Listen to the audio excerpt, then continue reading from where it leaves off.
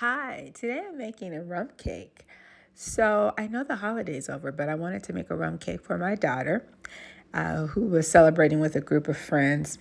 So you begin with a yellow cake mix, any of your choice. I have a 7-ounce package of pecans, a half a cup of canola oil, a half a cup of water, a 3-ounce package of vanilla pudding. I'm using the Jello brand, but you can use any brand.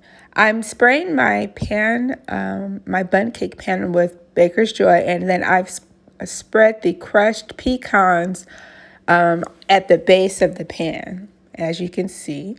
Next, I'm going to set that aside and prepare my cake mix. And so I've added the cake mix as well as the instant pudding.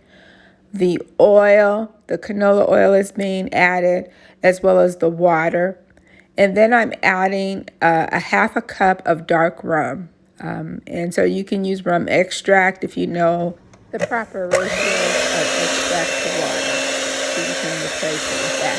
I'm mixing all of my ingredients together, and I'm adding my eggs one at a time. I made sure that these eggs were room temperature, just like I do with the pound cake, and that seemed to work well with the recipe.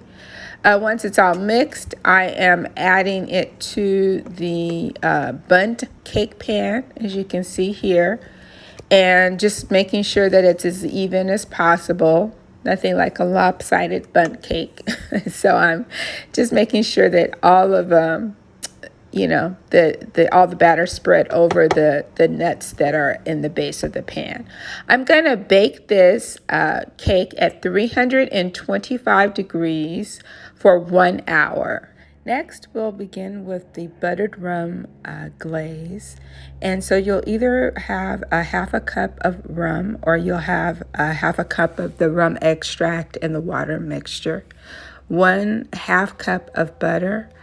And we're going to melt the butter over low heat and add in a half a cup of sugar.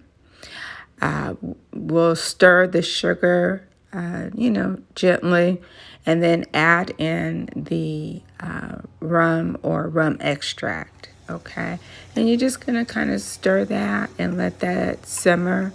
And as it begins to cook, it's going to bubble up, like so. So you can turn it down low.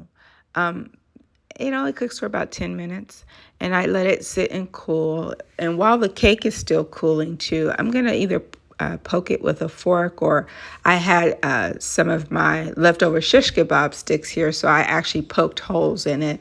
And I'm going to pour half a cup of the rum glaze over the top of the cake prior to turning it over.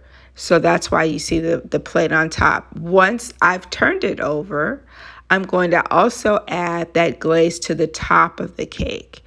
And so not too much because it'll make it soggy.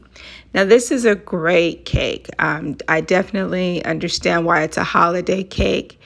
It does dry out fast, so you want to make sure it's in a really tightly sealed container, but it's delicious and certainly something everyone should try.